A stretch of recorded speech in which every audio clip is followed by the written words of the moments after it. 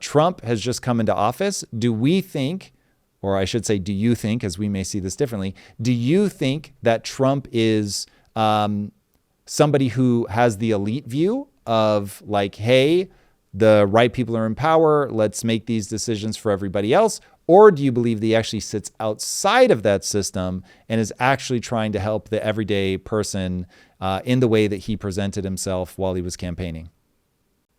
Yeah, so as far as my perspective on Trump goes, it tends to do with the view, it tends to revolve around the view that he is a businessman at heart and that the focus of his political style, I guess, is deal making.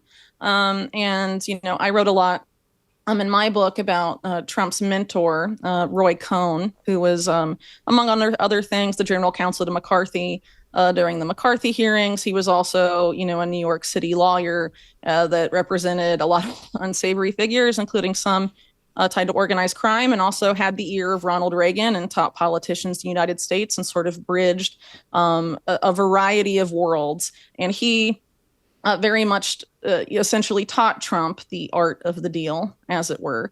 And, a lot of his Cohn's close associates, like the Pope family, for example, were very politically connected, also connected to organized crime, arguably, but were very much in the business of making backroom deals, and that's how, power, political power in the United States functions. And so, fundamentally, I think a lot of what Trump likes to focus on and promote about his political style is around negotiations, whether those are diplomatic negotiations or negotiations with businessmen that lead to big number investments he can tout to the public, which is, I think part of the impetus behind his having the Project Stargate press conference, at the White House on his first full day, at his second term. And I think that's also kind of consistent with what we saw from Trump during his first term as well. So when you're sort of focused on those metrics, I don't necessarily think that the focus is necessarily on how do I help everyday Joe. I'm sure that, in his mind, I don't really necessarily want to speak for him, but if you're, of the opinion that I'm going to tout this big multi-million-dollar investment in U.S.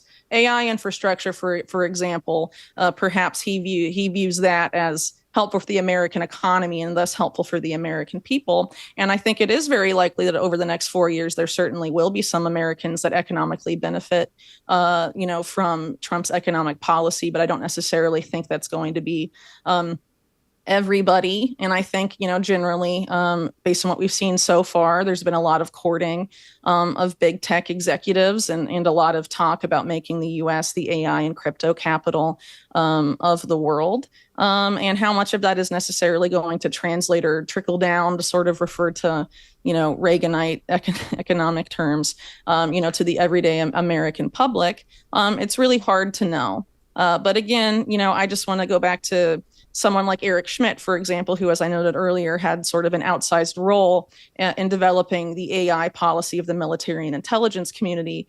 He wrote a book called The Age of AI with Henry Kissinger, and also, I believe, a professor from MIT, who I'm sorry, his name escapes me at the moment, but basically, that book posited that essentially AI is going to make a two-tiered society. There's going to be the top tier of people who develop and maintain AI and set and determine what its objective functions are, and then sort of a second class who, which we would assume is larger than the first class, so they don't explicitly say that, but who AI acts upon, and eventually that group will lose the ability to understand and really be able to conceive of how AI is impacting their lives, and will develop some sort of dependency on AI for things like decision making, sort of leading to this phenomena that they refer to in the book as cognitive diminishment, which I sort of see as this idea of, we've all heard it before, if you don't use it, you lose it. Sort of the idea of like mental math, you start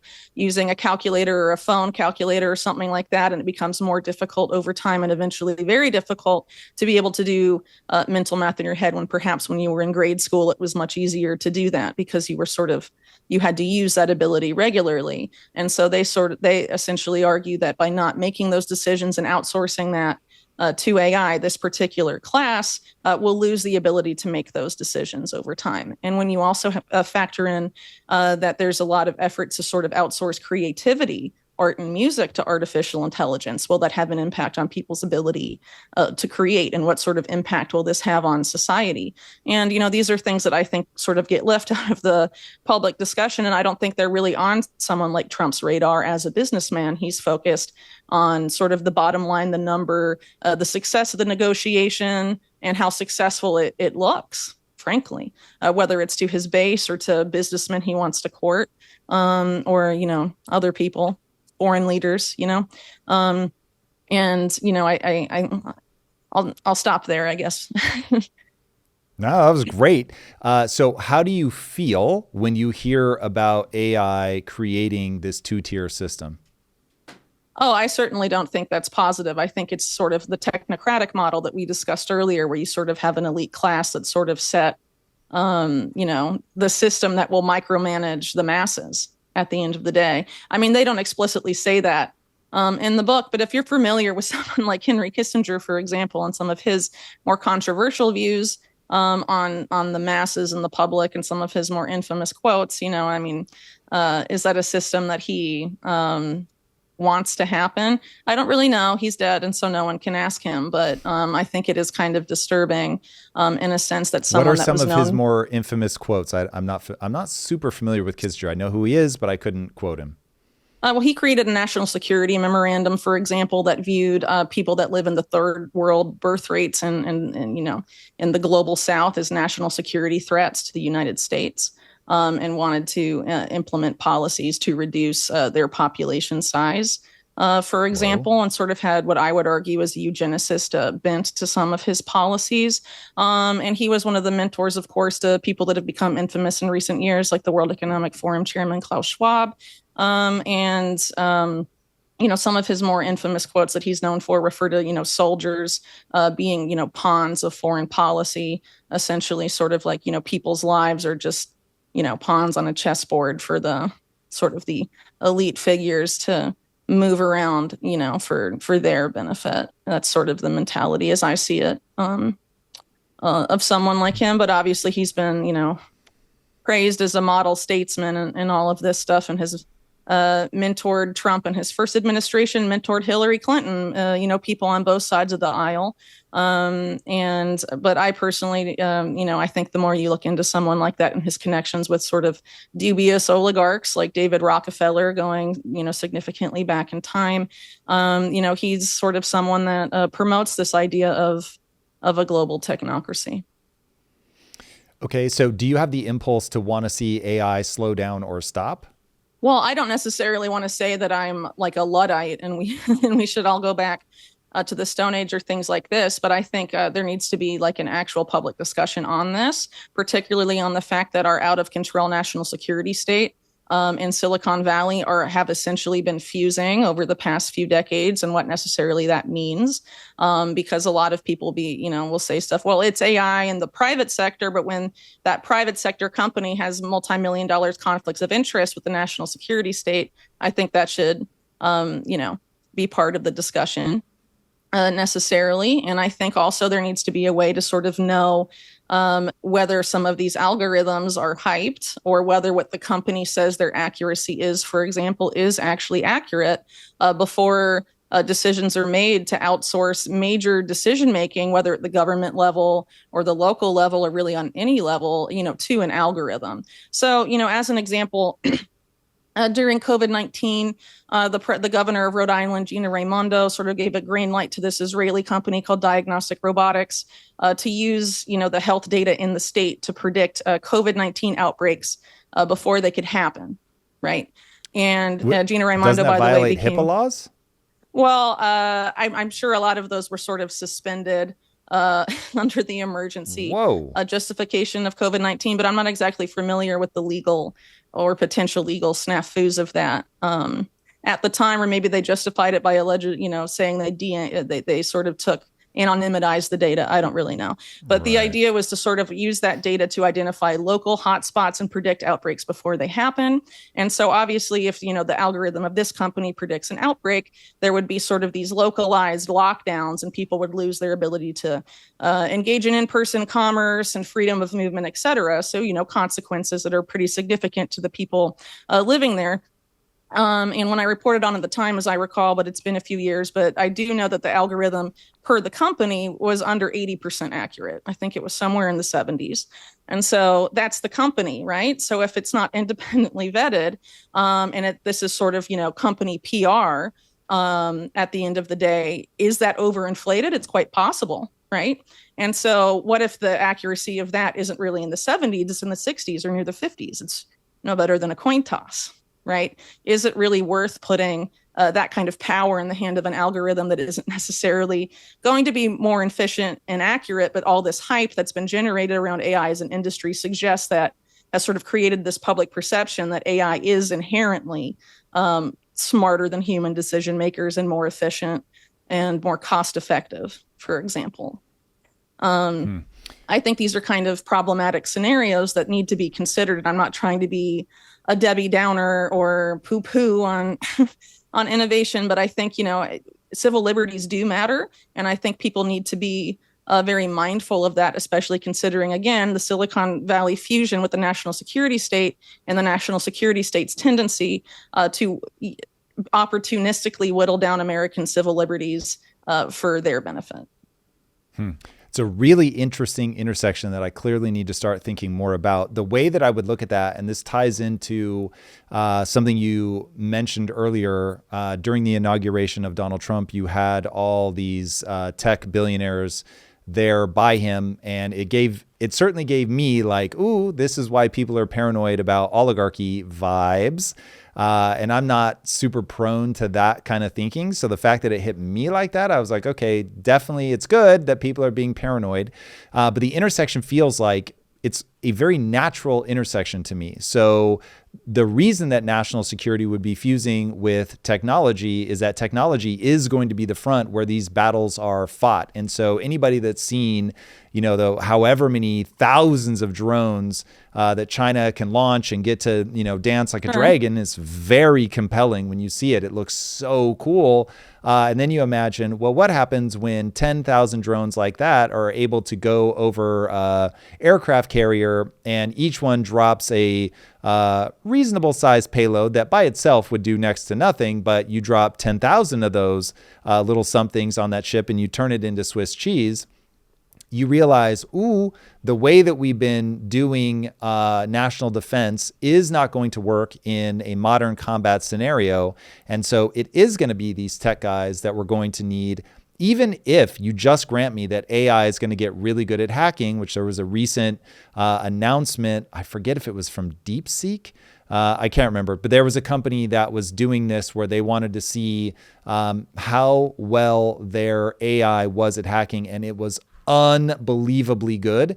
And so they were doing it as a red team inside of a company. So they can say, okay, here's how we broke our own systems. Now we need a blue team that can come in and shore these up.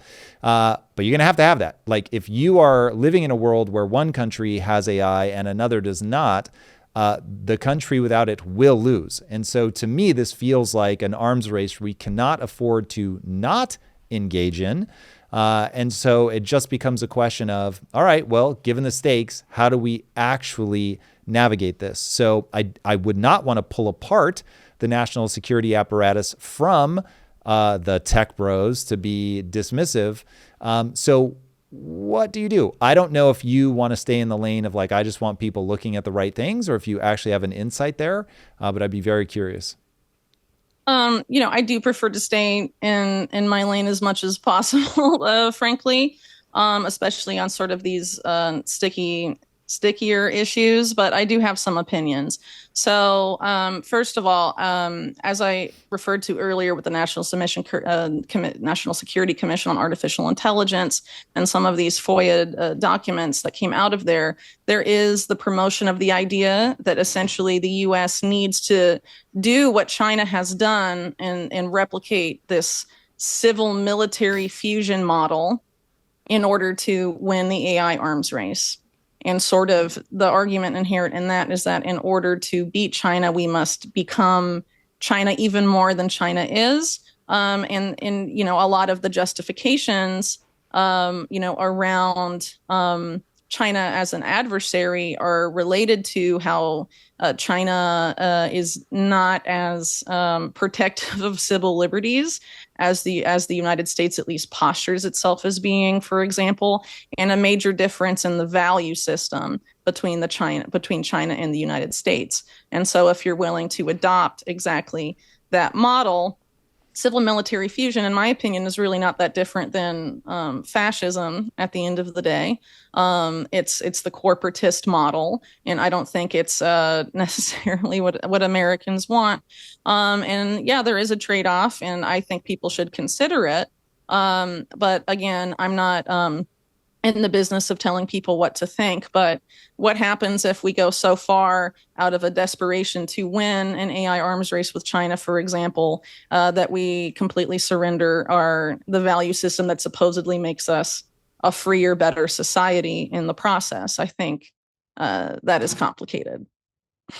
And I would also point to the fact that, you know, transnational capital, a lot of that has enabled China's AI arms race. There is a lot of cross-pollination in these, you know, Chinese government adjacent tech corporations and the United States. You can look at people like Larry Fink, for example, who definitely have a lot of ties to Chinese industry, for example, and people like Steve Schwartzman, quite similarly, very much tied there, who's, you know, head of Blackstone. And they're both very close personal friends of Donald Trump. And also, of course, Fink has ties to the Democrats as well. And a lot of, you know, Henry Kissinger, who I mentioned earlier, a lot of top CCP officials have pictures of them with Henry Kissinger in their offices. They love the guy. And there was that effort, of course, to open up China to commerce and partnerships with Western companies, for example, you know, back several decades ago. And a lot of that involved, you know, U.S. capital and some firms like Bechtel, for example, that were very much tied to the national security state of Ronald Reagan, for example. A lot of top people that served in top national security positions under him were involved in Bechtel, which was building a lot of the infrastructure that helped enable China to become this, you know, the power that it is. And why is that not being talked about? And I mean, this really isn't exclusive to Democrats either, though they often get rightly pointed out for having some conflicts of interest of this nature. But someone like Howard Lutnick, for example, who was head of the transition team for Trump and is his incoming Secretary of Commerce, has the same, his company he runs has the same tie, arguably a more direct tie, to a Chinese government majority-owned financial entity that was a big scandal for conservatives when Hunter Biden's Rosemont Seneca was also tied to it. But there's been no conservative uproar over this tie. And you have to kind of ask why that may be and why you have a lot of these big tech people, Elon Musk included, who has a major role in the national security state of the United States as one of the top contractors to Space Force in the Pentagon, for example, and Starlink. And all of these things, had, you know, through Tesla, has a lot of ties to, you know, Chinese commerce and tech giants that also have rather cozy relationships with the Chinese government as well. Why is that not being discussed as, you know, a potential national security risk if we do really need to become China to beat China? You see what I'm saying? Like, if it was really, that was really the key driver of our issue, shouldn't we be scrutinizing the ties of these oligarchs to both China and, you know, some in our own national security state? And, you know, again, I think if people are familiar with my books and my work, there is a scandal that really exposed a lot of this that happened during the Clinton administration and was not properly investigated at all. It's remembered as Chinagate, and it was really you know, sort of today is, I would argue, misremembered as a campaign finance scandal for the Clinton reelection campaign. But what was what was the alleged bribery of the Clinton reelection campaign meant to accomplish? And if you look at what these, forces gained, what these figures gained by sort of, for all intents and purposes, bribing the Clinton reelection campaign, it was facilitating exports of sensitive national security technology to China. And a lot of that was done through a company called Laurel, which has since become, I think, part of Lockheed Martin. And the guy that ran Laurel at the time, Bernard Schwartz, nothing ever happened to him at all, despite the fact that he helped pass very sensitive satellites and other military technology from the U.S., directly to the Chinese military. And nothing was done about it. And he was actually a major backer of Biden in 2020. Why was that not covered? Don't you think conservatives should be all over that story? And, again, this sort of makes me concerned because I think there's not enough talk about transnational capital in these types of situations. And there's a very urgent need to go back and re-examine a lot of the past scandals of our national security state. Chinagate specifically, because as I note in my book, the death of Commerce Secretary Ron Brown and a lot of people at the ITA department at Commerce, those were the most people targeted as this bribery scandal at Chinagate, because the Commerce Department oversees the export of sensitive technology to foreign powers, right? And the fact that most of the employees that knew about that scandal were all essentially blown up in the same aircraft accident, and that Ron Brown had a bullet hole in his head when his body was discovered in the plane. Okay. Why has that not been? Well, it's true. You can look at the evidence, and it's absolutely there. And, why can't we examine this? And shouldn't it be disturbing that the incoming head of the Commerce Department has a direct tie to the Chinese government in the context of that type of scandal of Chinagate and targeting the Commerce Department specifically? Is that Howard Lutnick? Who are we talking about? Yes. Interesting. Okay, so yet again, Whitney Webb, you lay new things at my feet that I have not yet looked at. I love this. Okay, that's my job. What? Yeah. Oh, and you do it well. What is your hypothesis on what's going on? Very generous interpretation would be, well, this is globalism. This is people trying to make sure that there are good relations with these incredibly important international players. And we, for decades, tried to make China an ally, open it up so that we could invest there, that they could invest here. And it's only crazy people like me, Tom Bilyeu, who are like, yo, we're in a Cold War with China and this is about to get really weird. What do you think, if that's the naive or overly optimistic view, what do you think is really going on? Is it just personal enrichment?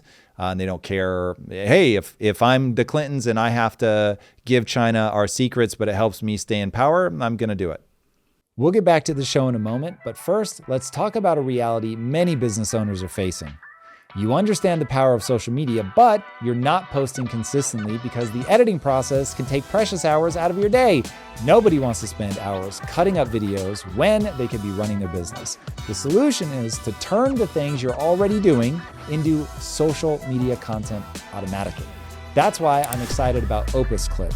Their Clip Anything AI tool is changing everything. All you have to do is upload any long-form video, and Clip Anything automatically finds the best moments and turns them into social-ready clips. Our social team at Impact Theory has been using it to streamline content creation, but this isn't just for media companies. It's for any business owner who needs to maintain a social presence without sacrificing hours to video editing. Here's your chance to try it. Go to opus.pro/clipanything and give it a try for free right now. That's opus.pro/clipanything. And now let's get back to the show. Well, so I would argue that one of the reasons, or what we can look to as sort of one of the markers of this whole trend beginning of this sort of bleeding of national security state issues between countries when it really doesn't make any sense. An example I like to bring up is a man named Samuel Pisar. You may know him as the stepfather of Anthony Blinken. He was also a prominent lawyer for big tech companies and a lot of other corporations. Also a very good friend and close relation to Robert Maxwell, Ghislaine Maxwell's father. And he wrote was very active in what he said was sort of smoothing over relationships between East and West during the Cold War.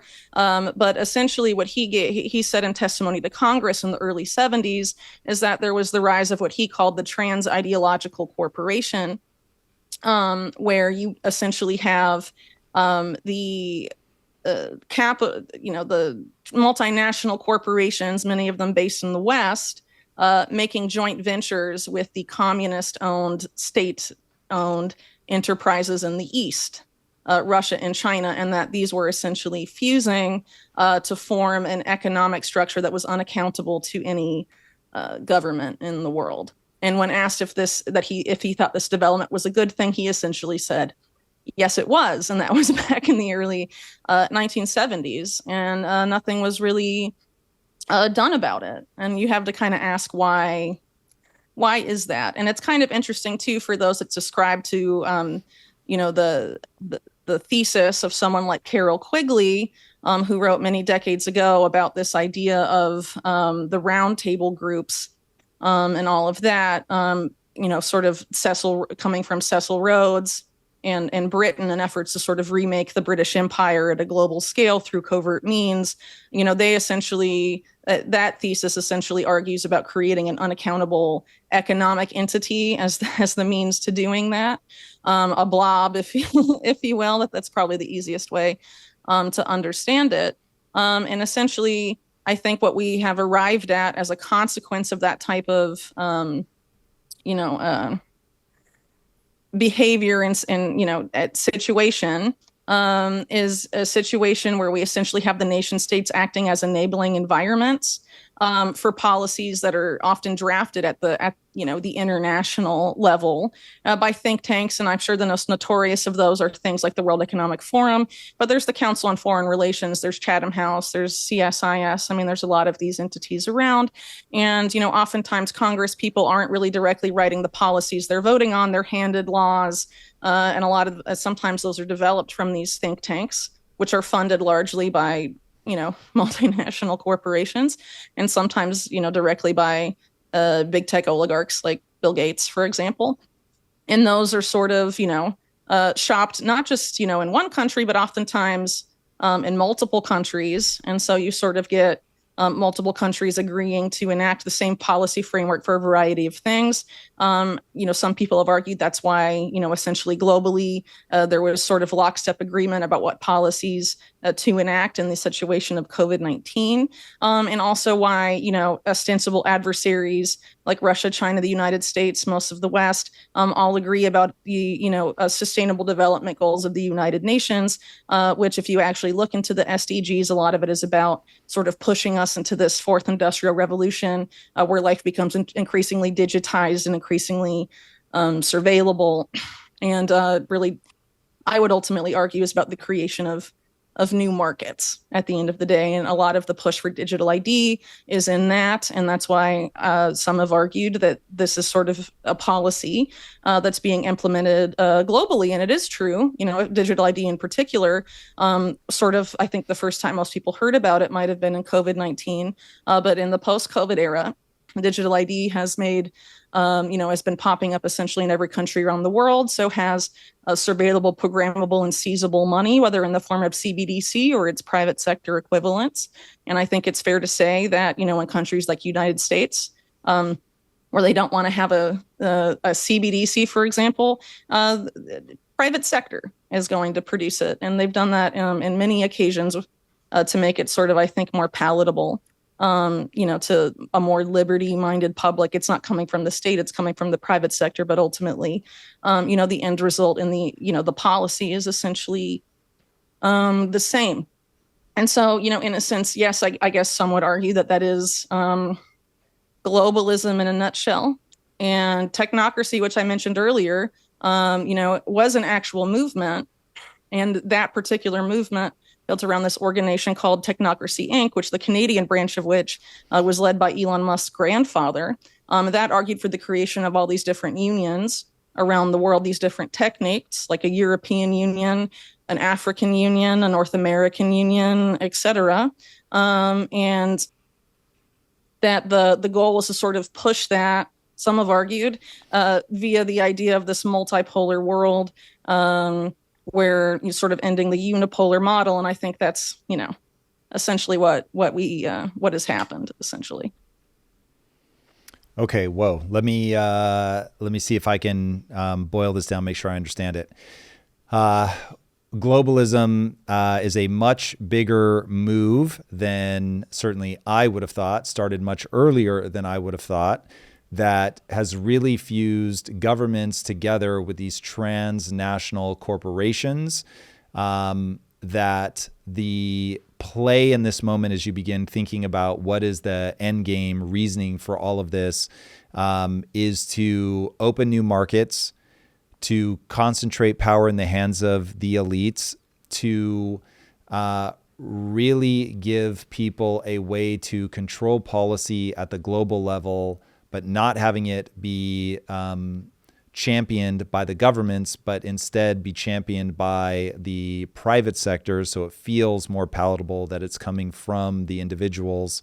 But ultimately, much of this is happening out of sight, that we are not questioning many of the things that we should have. The scandals would bubble up, but they would never be pursued to their logical conclusions, so that we could end up connecting the dots, see who the finite group of players are that are really moving this forward. To that end, you said something that I saw in my research that I found very interesting, which is, when thinking about Jeffrey Epstein, stop following the sex and start following the money.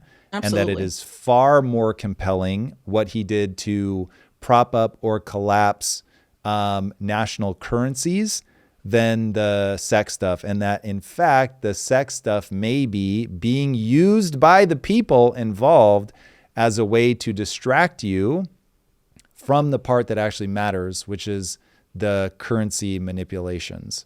How did I would add to that also, since I brought up Chinagate, that it appears that Epstein had some sort of role in that as well, because a lot of his visits to the Clinton White House in the mid-1990s were with a man named Mark Middleton, who was one of the key figures in the Clinton administration actively involved in Chinagate at that time. And at the time that was going on, Leslie Wexner, who Jeffrey Epstein worked for during that time, essentially took over Southern Air Transport, which had previously been the CIA-owned airline and was involved in the Iran-Contra scandal of the 1980s. Had previously been in Miami, and he brought it to Columbus, Ohio, to move cargo from Columbus, Ohio to China.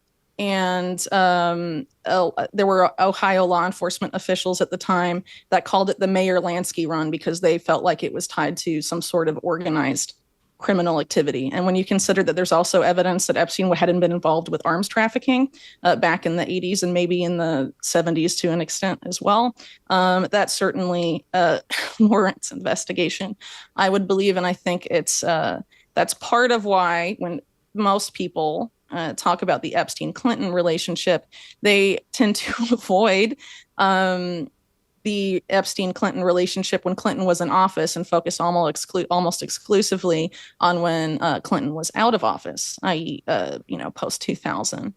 And I think that is problematic and really needs to be looked at, especially and again, local Columbus police wrote a report linking Leslie Wexner to organized crime. And it was suppressed at the highest levels of the Columbus PD. But that was the opinion of investigators working on the murder of his tax attorney, who was shot in broad daylight, like shortly before he was supposed to testify to the IRS about tax evasion.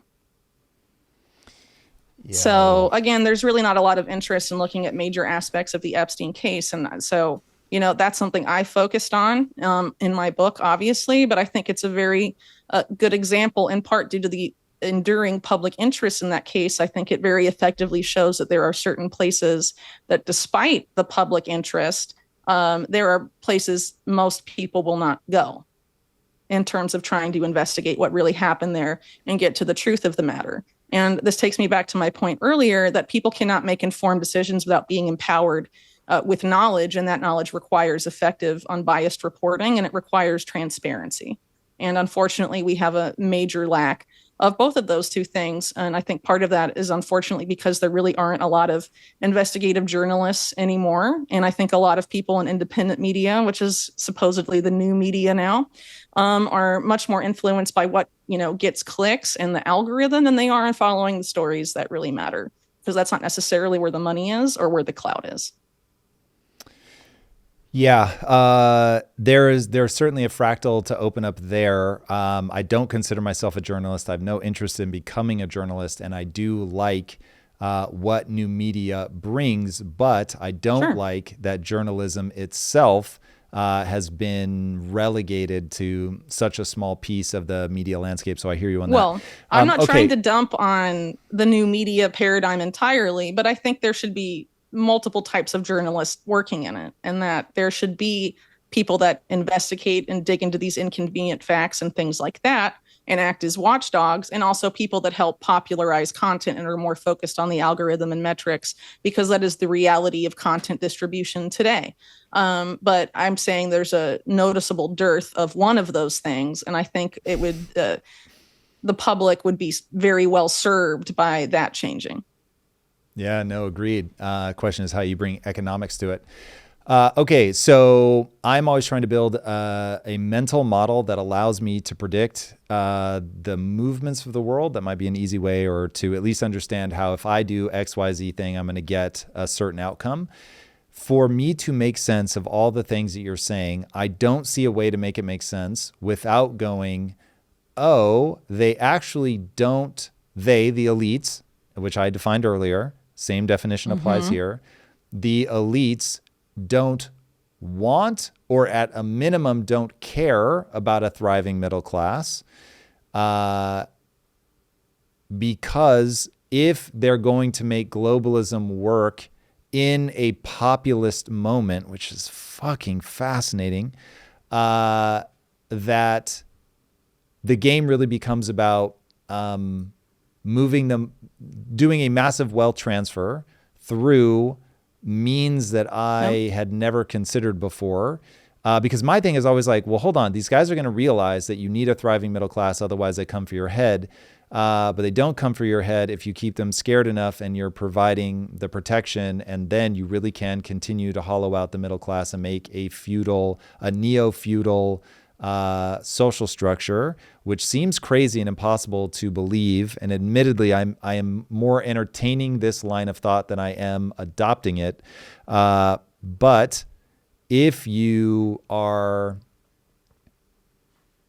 using technology as a way to surveil and suppress, then if you believe that that's an inevitability and a necessary way to stay safe in the new global stage, then a nice added benefit is that you can use it to create the panopticon.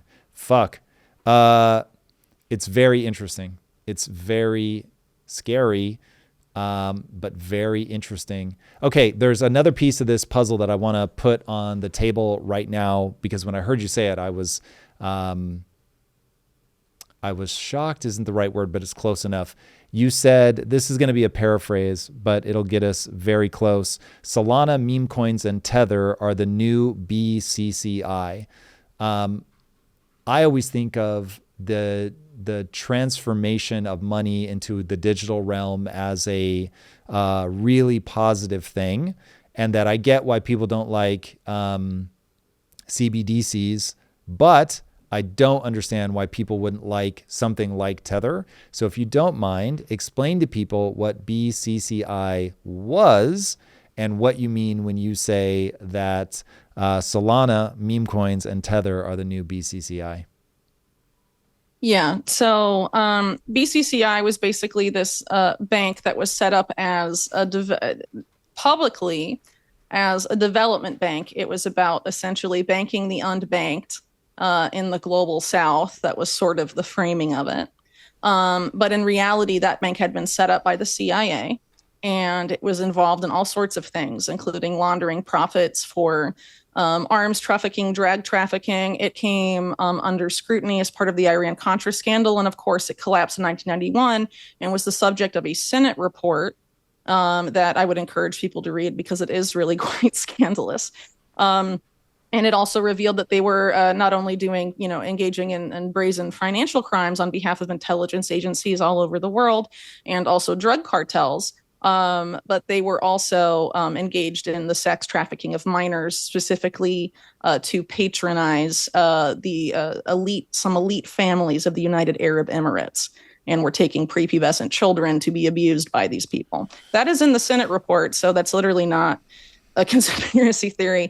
It was written. It's an official Senate report based on official evidence brought before the Senate. Okay, so it's a very significant story. Almost no one remembers it because it was essentially covered up by William Barr when he was Attorney General the first time, and he was also, of course, engaged in pardoning and sort of washing away related scandals to BCCI, like the Promise Software scandal of the same era, and also Iran-Contra. All of that essentially happening in 1991. So a lot of people don't remember that history, unfortunately. So, and looking at an entity like Tether, I have argued in a series I co-wrote with my colleague Mark Goodwin called The Chain that you can find on my website, Unlimited Hangout, that one of the co-founders of Tether and some of the other people involved in early Tether appear to have significant intelligence ties. Some of them, like Brock Pierce, have ties to pedophilia scandals that happened in the early 2000s.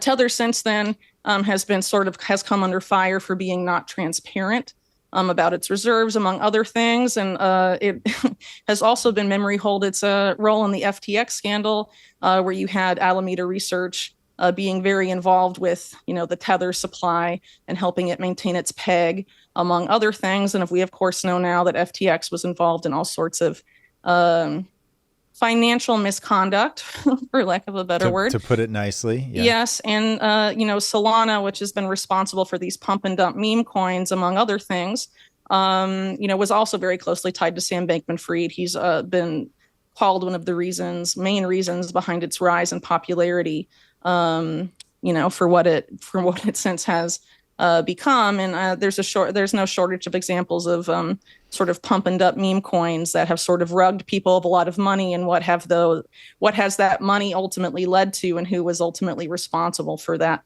pump and dump rug pull, wealth transfer, arguably, type of operation. It definitely would facilitate this type of bad behavior that we know intelligence agencies have engaged in with the past, like the BCCI example. It would definitely facilitate that. And the fact that you have these types of connections there, I think is certainly worthy of examination. And Tether notably has a lot of the same rhetoric that BCCI once used, the idea of, banking the unbanked, for example. But they're very willing to seize people's money on behalf of the U.S. Treasury. And Paolo Ardoino, who is the head of Tether now, has said that Tether is fully committed to expanding U.S. dollar hegemony globally, and has, onboarded the FBI and Secret Service on that platform, on their platform. And that essentially makes it a digital arm, you could argue, of the U.S. government. And when you also consider this military manual that was published by WikiLeaks, well over a decade ago, they referred to basically the dollar and some of these style of financial institutions that help propagate it globally, particularly in the global South, as sort of financial weapons of U.S. empire. And it's very possible, and I think, I think an argument can clearly be made that Tether is sort of facilitating that, specifically in economies that have become unstable or have very unstable currencies. And some of that is partly due to U.S. sanctions. Some of it is due to these entities that have been called financial weapons of U.S. empire, like the IMF and the World Bank. And then their currencies are unstable. They're covered in, they're trapped in this debt slavery model, which is a big reason for their, in many cases, for a lot of the economic instability, and people are being onboarded onto the digital dollar, onto Tether, as a way to be able to preserve their wealth. But ultimately, it's kind of a way to globalize the dollar and covertly dollarize a country without formally dollarizing it, in the way that places like Ecuador and El Salvador were formally dollarized. And if you consider the outsized role, including in the digital asset space, and sort of its formation and the infrastructure for it, of some of these currency speculators, and the role of currency speculators in the past, we can point to in the 90s, George Soros, or arguably people like, Jeffrey Epstein, if you're familiar with my work, having a role in, crushing local currencies. If that were to happen today, and there's no reason to think that type of currency speculation like Soros style in 92, for example, doesn't happen today, I'm sure it does, then the end result could easily be people just sort of onboarding to the dollar, particularly a form of the dollar that is surveillable, seizable, and ultimately programmable. And those were the same concerns that a lot of Americans have had about central bank digital currencies. It's not necessarily that the money would be issued by the central bank, because money is issued by the central bank now. Right? It's about the concern that it presents to liberty, because it's surveillable, programmable, and seizable. And I think Tether checks all of those boxes ultimately. And really, any sort of digital dollar that the U.S. ultimately approves, which is very likely in the Trump administration. At his speech at the Bitcoin conference last year, said no CBDCs, but was very bullish on stablecoins, on dollar stablecoins, which are a major purchaser of U.S. treasuries, for example, and help service the U.S. debt. And if you combine that with a lot of his bullishness on Bitcoin, the talks of a strategic Bitcoin reserve, for example, I think it's very possible that we could see this type of digital dollar paradigm that Tether really helped start expand. And I don't think there's really a lot of discussions about whether this is good, or what the potential origins or intentions of it were or still are, because a lot of people that promote Tether have very rose-tinted glasses about it and parrot this idea of banking the unbanked, and sort of ignore the FBI Secret Service connection, the fact that they've seized people's money when the U.S. Treasury Department has asked them to do that, even if they're not U.S. citizens, and this type of stuff. What does this ultimately mean? And I think people that are particularly in the Bitcoin space, which has often been sort of flooded at times with the opinion that Tether is a Bitcoin company, should consider that, especially when a lot of the rhetoric and ideology around Bitcoin was about stopping the debt slavery system and the debt-based monetary system. Do people really want to perpetuate that? And is it really conducive to financial freedom and banking the unbanked in a way that is good for liberty? What do you think would happen if the U.S. did formalize a Bitcoin reserve and began purchasing that? Would that be good, bad, or indifferent for Bitcoin?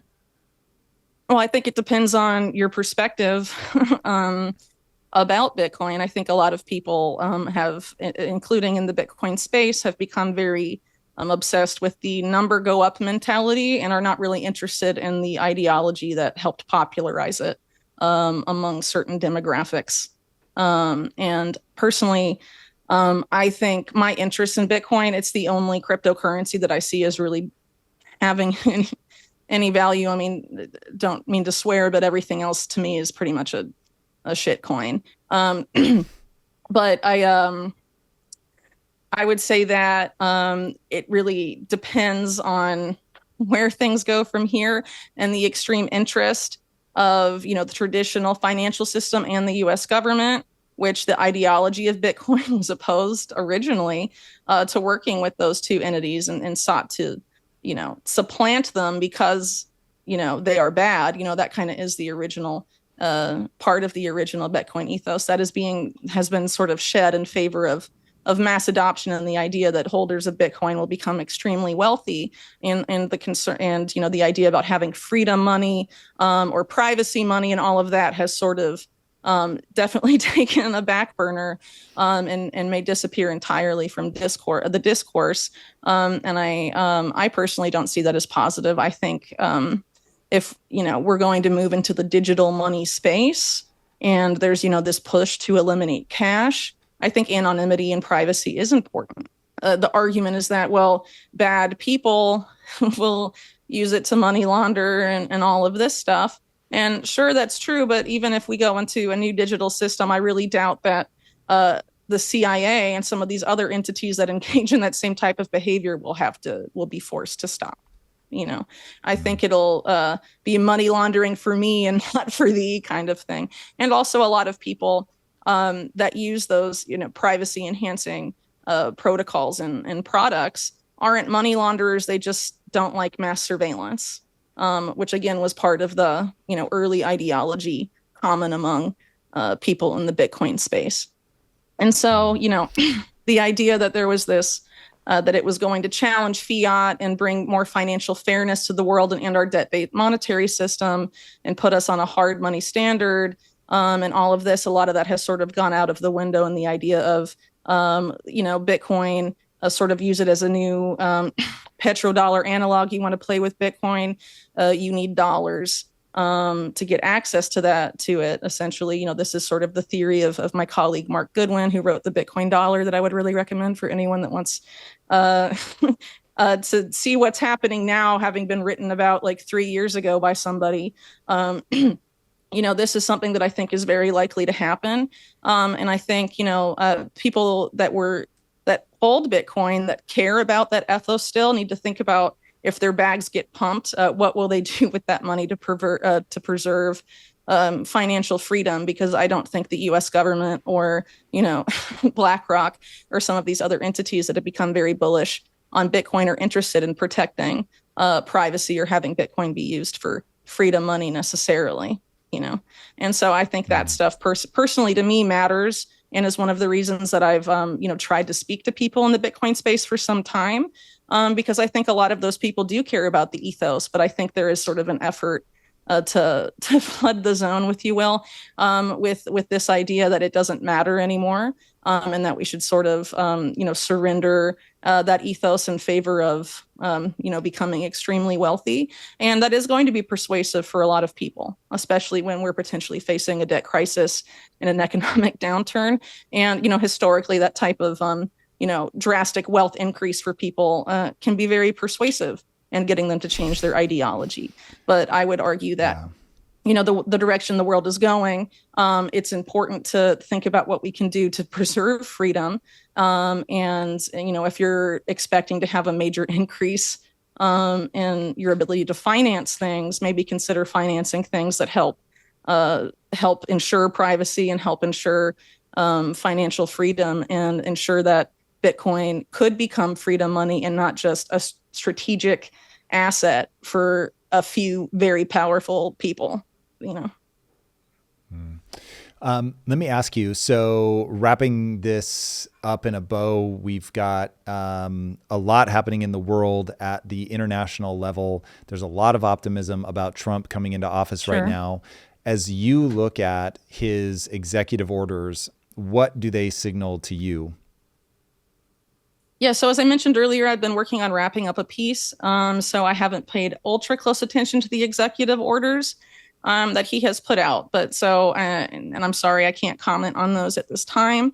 But some of my reporting in the lead up to his inauguration and also during the campaign, as it related to, the Trump camp in particular, are some of his connections to these big tech figures that we've talked about earlier, whether it's Elon Musk or figures that are, also part of the so-called PayPal mafia, David Sachs being the crypto NAA czar, for example, and someone like JD Vance having relatively close proximity to Peter Thiel, someone at a top HHS position, Jim O'Neill, also very close to Peter Thiel, who has, I would argue, wildly different views than Robert F. Kennedy, who's supposed to lead HHS, especially in terms of deregulation, biotech, and mRNA technology. What are these things ultimately going to result in? And I would, consider people to consider those connections, and also consider that there's a high likelihood, just like in the first term, that there will be a lot of, deregulation in over the next 4 years. And I'm sure a lot of people will be happy about that. But I think some people that voted for Trump may not be, particularly in the Make America Healthy Again movement. where deregulation at the FDA, for example, could result in a flooding of the market with mRNA products, which are very controversial with a significant segment of Trump's base, for example. Or, when Trump was in office the first time, he deregulated biotech and agriculture pretty significantly. A lot of people in that same Make America Healthy Again movement are not really into, a proliferation of GMO crops in the food supply, for example, and sort of finger them as a causative agent in the chronic disease epidemic that MAHA, that particular movement, was really based around.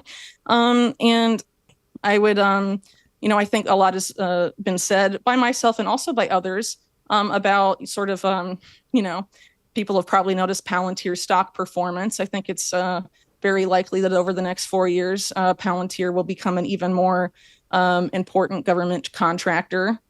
Considering that a lot of people that are prominent Palantir investors or co-founders have attached themselves in various ways, either to the Trump campaign as donors or occupying important posts in the administration.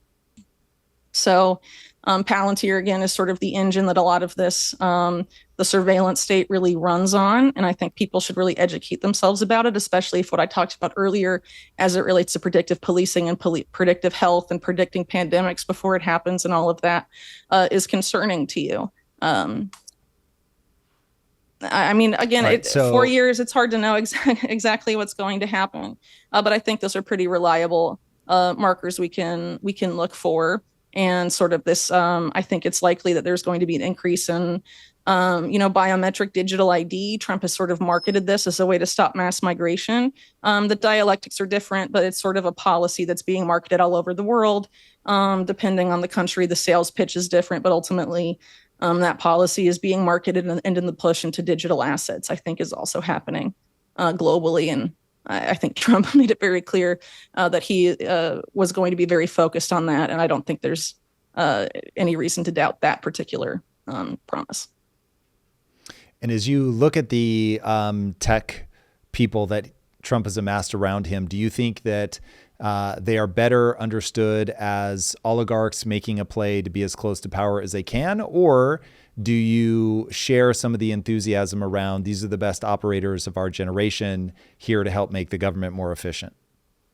Yeah, I personally am of the view that they're oligarchs that are interested in king-making markets. I think that's particularly true of someone like David Sachs, who's going to be the crypto AI czar and doesn't have to divest from any of his, investments or other, potential conflicts of interest with some of the firms that he'll be involved in overseeing or deciding regulation on. And when you have that type of power, you can easily king make and pick and choose companies that you want to see win, right? And so you kind of have to wonder if this is really going to be a free market type of situation, as a lot of people would like it to be, because when you have that type of centralized power sort of deciding who wins and who doesn't, and having only OpenAI and Oracle, for example, in this recent announcement, those are very big companies. They're likely to only get bigger should there be a more decentralized landscape in these industries that are so important to foster competition? Or are we getting close to a quasi, monopoly model in certain fields of big tech? And I think that could be potentially problematic and something to look at, especially when you consider that there have been, statements made by members of the quote unquote PayPal mafia that free market competition is for losers and that companies should find a niche and corner that market and essentially build a monopoly or quasi monopoly. And some of those people have done that in direct collaboration with the national security state, as is the case of Palantir, for example, which was, created with CIA and InQtel's direct involvement, and has very significant CIA connections from its origins to now. So if you're building a quasi-monopoly and you don't like free market competition and you're going to partner, with the most powerful and unaccountable parts of the state in that way, what does that ultimately mean? And is this, going to be the free market utopia that we're being sold, or, is something else going to happen? We'll get back to the episode in just a moment, but first, let's talk about future-proofing your business. As a business owner, you're constantly juggling a million things: cash flow, inventory, hiring, scaling, all while trying to predict what's coming next, which right about now is not easy. But you cannot build the future if you're stuck in the past, drowning in spreadsheets and manual processes. That's why over 41,000 businesses have turned to NetSuite by Oracle. NetSuite brings everything: accounting, financials, inventory, HR, all of it into one unified platform. It's like giving your business a central nervous system, so you're not just reacting to chaos, you're actually running your business with clarity and control. Imagine having real-time insights that let you make decisions faster, close your books in days instead of weeks, and actually focus on scaling instead of just surviving. That's the power of NetSuite. If you're ready to future-proof your business, download the CFO's Guide to AI and Machine Learning for free at netsuite.com/theory. Again, that's netsuite.com/theory to get your free guide. And now, let's get back to the show.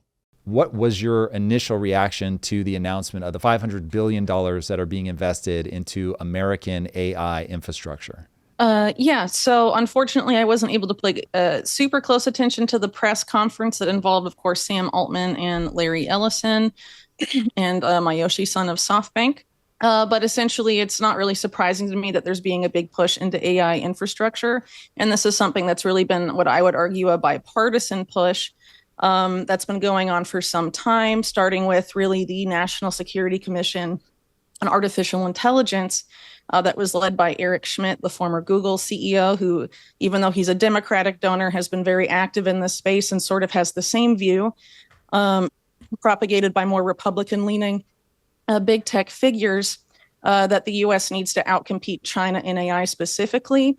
And some of the National Security Commission on AI comments and presentations they gave that have since been released through Freedom of Information Act requests essentially suggests that the roadmap to doing so is to impose lots of domestic surveillance and AI-powered surveillance technology on the American public as a way to sort of leapfrog China, because they argue that China has already done that and thus has a much larger user base and data set for all of these different AI technologies. And so in order to outdo them, we must drastically increase our user base of these AI technologies, which includes things they say like, surveillance, as I mentioned earlier, facial recognition, expanding that, expanding e-commerce, reducing in-person shopping, and really, other in-person activities, including healthcare, in-person doctor visits, moving to telemedicine as much as possible. And this was really a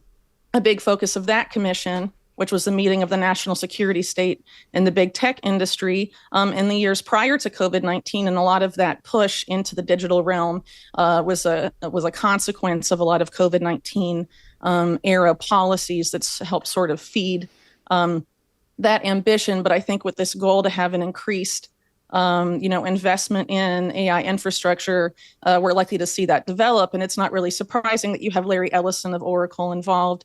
He's recently had comments about the need for things like digital ID in the United States, which would be sort of a core foundational aspect of this type of wide-reaching AI system, and also said that, basically, I'm paraphrasing here, of course, but invasive AI surveillance systems on citizens will help them be on their best behavior, which is a rather Orwellian thing to say, and sort of very much feeds into the idea of the panopticon, where if someone is always being watched, the panopticon, is used in the context of surveillance a lot, but it was originally a model for a prison. Where prisoners are always being, or under the impression they're always being watched, but they can't directly see the people watching them, and that this sort of induces obedience to be on their best behavior at all times. And I, personally view that as kind of a very big and not necessarily positive trade-off between liberty and at least perceived security.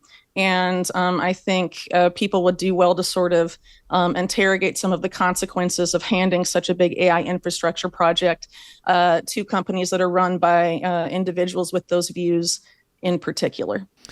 Okay, there's two things I want to drill into. I've heard you say panopticon before, but I actually don't know what that means. What does that mean? So as far as I'm aware, it was originally a design for a prison, as I mentioned a second ago. I believe it originated in Britain, and basically the idea was to sort of have a somewhat circular prison with the cells on the border, and there's a long, sort of obelisk-esque tower in the middle where the guards are, and the windows are either tinted or constructed in such a way that the prisoners can't see the guards watching them, but the impression is created that they are always under watch so as to induce obedience because they could be being looked at all the time, but they don't really know. Okay, so as so far as I'm aware, panopticon that's is the origin of the term. Okay, it's a stand-in for eternal surveillance. Yeah, but as I said, originally it was a prison thing, but since then it's sort of been adapted to sort of refer to the same idea when applied to mass surveillance in the digital era. Because obviously, when this was developed, I forget if it was like the 18th or 19th century. Obviously, digital technology as it exists today wasn't around back then, but I think the idea persists and can arguably be scaled to really to levels that the original designers of the panopticon concept probably couldn't even fathom back at the time. Okay, so then just breaking it down, pan, all over, optic, presumably sight. So omniscient sight, basically, or omnipotent sight. Okay, cool. Totally understand. Now, I have a feeling that as we talk today, that underlying the conversation that we're about to have is this idea of liberty versus security and the trade-off there. If you were going to plant a flag in your own life and give us a breakdown of how you see that trade-off, is it 100% liberty and I don't care what that means for security, or is it some kind of balance? Well, it's hard. I would rather start with a paraphrase of a rather well-known quote of Benjamin Franklin's, which goes something along the lines of those who trade their liberty for security, ultimately have neither of those things. And I think ultimately what my views on that would be in an ideal world are different from what my views are on it as it relates to the world we live in today. And I think there's a pretty clear indication, particularly over the past 20 plus years, the post 9/11 era, that great surveillance powers, at least in the hands of the United States and most other governments in the world, frankly, are routinely abused for the purpose of silencing dissent, and among other things that are not positive for liberty. And that you could argue that there are situations where insecurity is engineered in the public in order to facilitate people giving up their liberty or civil liberties in particular for what they perceive as an increased security or they're told is increased security. And I don't really think that's necessarily always the case at the end of the day. And I think a lot of the mass surveillance system, as it was designed in the immediate post 9/11 era, was meant to rely a lot on sort of predictive paradigms. So what do I mean by that? Essentially things like what are now called predictive policing or predictive health.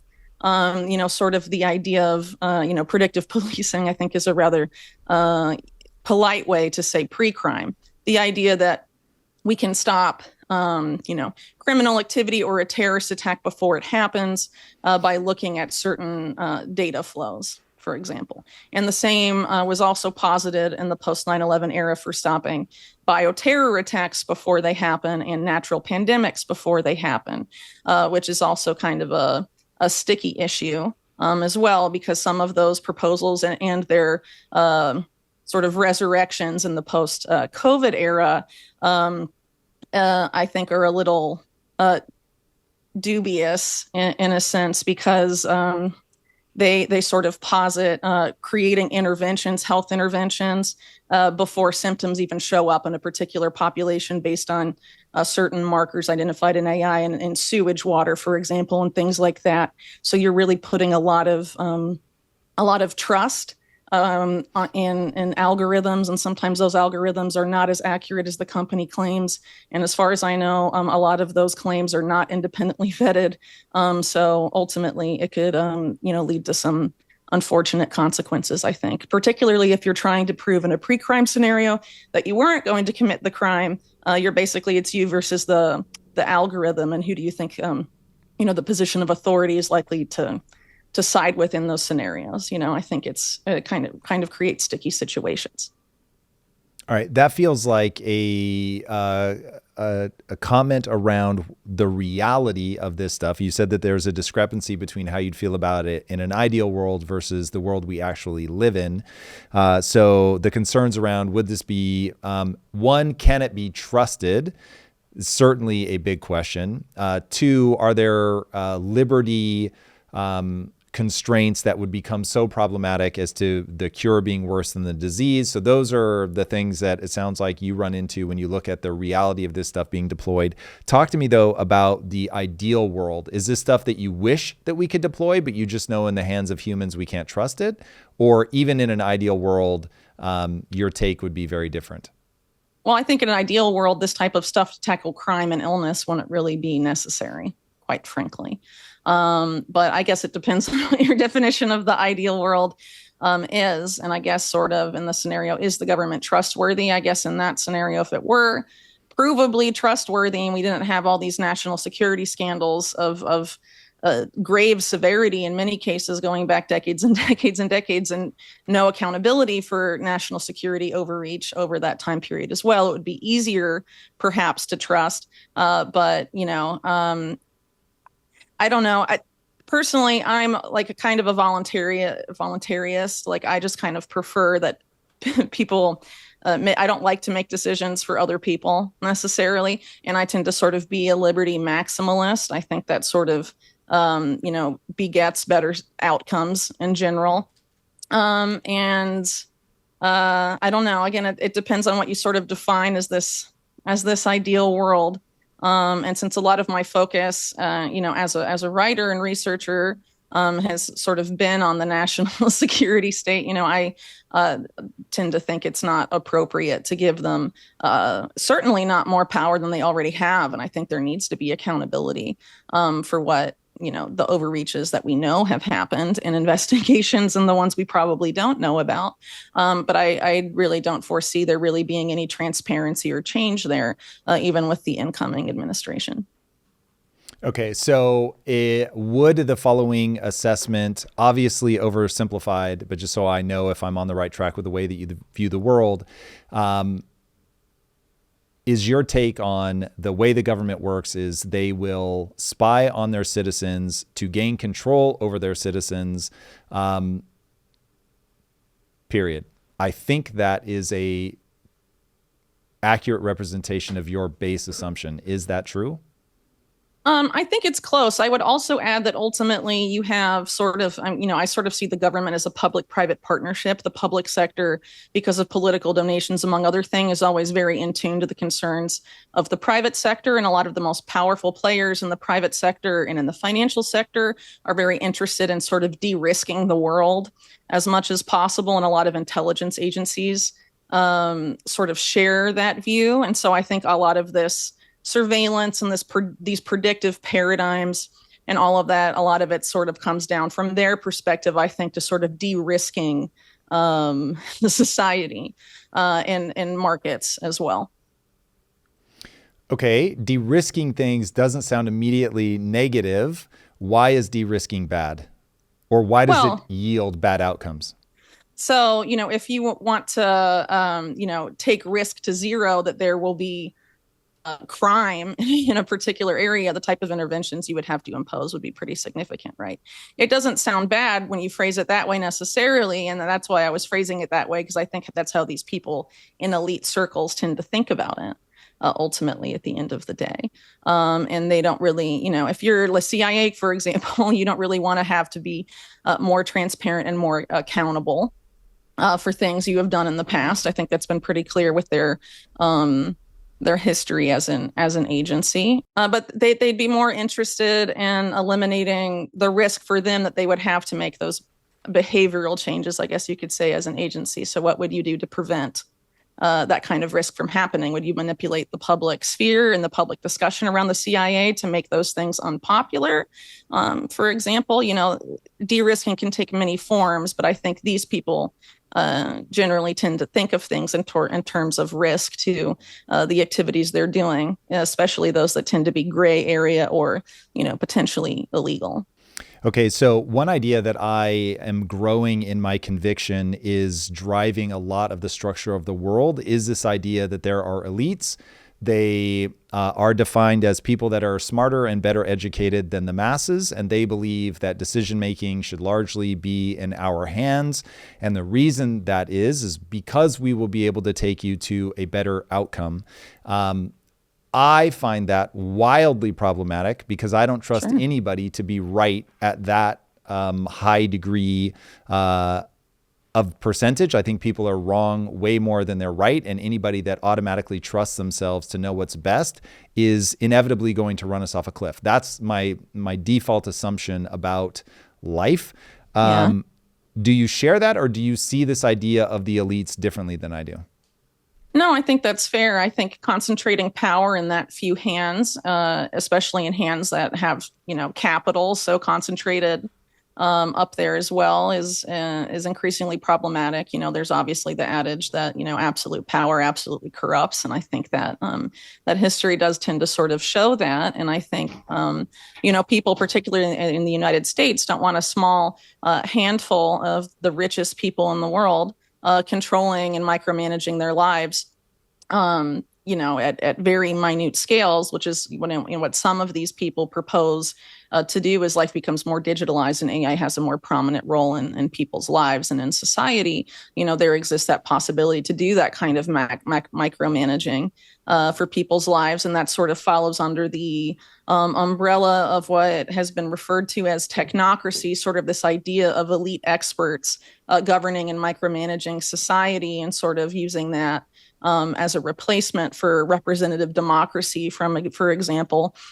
And I think there are a good amount of people in big tech that think they are better suited than elected leaders or the public to lead people's lives and micromanage people's lives in particular directions. And I certainly don't agree with that. As I said earlier, I personally would like people to be empowered to make their own decisions. And a lot of that is through education and having the freedom to make those decisions. And sometimes making your own decisions can lead to failure and maybe not the best outcomes. But I mean, that's how people learn and adapt and evolve. And I think it's necessary for people to be able to do those things. I mean, as a parent, it's important to, ensure that my kid has the freedom to, not necessarily succeed all the time, because you learn important lessons and you build character from not getting things right on the first try, and to have things micromanaged to prevent any sort of potential bad outcome, I think could be problematic. And also, having this small group decide what is a bad outcome versus a good outcome without input from the public, but having that sort of enacted and imposed on the public without their consent. Obviously, I think there's hugely significant problems there. Okay, but as a parent, I imagine that you do keep your child safe from the worst possible things that they may not be able to anticipate. Do you think that the government and or the elites, I don't know if you use those interchangeably or not, should they be doing the same kind of thing, curbing liberty to some extent to make sure that we don't drive ourselves off a cliff? Well, I think the necessary guardrails perhaps on society, like don't murder someone, for example, are already there. Do we really need new ones enforced by AI? Do we need to prevent crime before it happens, and all of this stuff at the expense of, being basically reneging on the entire constitutional right to privacy? I don't really necessarily agree with that. And I think people, if they want that kind of system, sure, opt into it, allow the government into every aspect of your online and private life. But I don't think people should be forced to do that if they don't consent to that kind of system. Personally, I think consent, frankly, matters. And I think a lot of Americans agree with that viewpoint, considering what we saw with backlash to, COVID-19 policies, for example, where, consent was sort of coercively removed in the case of mandates, for example. Yes. But to your earlier point, one of the ways that they get people to agree is by potentially, I don't want to say whether anything up till this point has been manufactured, but certainly if you're running the playbook of, okay, I really want people to adopt these policies, I just need to scare the life out of them. I need them to see how at risk they are. And then it is that very thing that's going to get the consent. So if we know that consent is achievable by people being scared sufficiently enough, what do you do with that? It's people consenting, but is it people consenting to something that ultimately, going back to Benjamin Franklin, they have traded that security for their liberty? And even though that may save lives, it is not a trade-off worth making. How do you think through that? Would you be screaming, guys, you need to think through this problem better. You need to accept risk even when it's very large? Or would you be like, well, as long as everybody's making their own decision, I'm fine? Well, I think people need to be empowered to make their own decisions. So if you have a situation where people are trying to manufacture consent through fear, reporting on the coercion involved there, and sort of elucidating the facts of the situation would empower people to make their own decisions. If people can be shown that there is sort of a fear element here and a coercive and manipulative element to it, I'm sure the decisions they would take would be a little different. The utility of manufacturing consent via fear is that when people are afraid, they tend to not think critically and they tend to act impulsively and emotionally. And they tend to look for easy solutions. And so if you have you've created fear in the public and then you offer a tailor-made solution, you can more easily get consent that way. But if people are empowered to know that the situation has been manipulated to force that outcome, I'm sure a lot of them would make different decisions, and that consent would not necessarily be there if they were aware of the manufactured nature of that situation. Ooh, time is certainly going to tell. Whitney, I enjoy every second that I get with you. Where can people follow you? You can find all of my work at unlimitedhangout.com. And I would encourage you to sign up to my newsletter if you're interested in following my work, because I am a big proponent of taking the social media big tech middleman out of content distribution as much as possible. If you want to keep using them, I'm not poo-pooing that.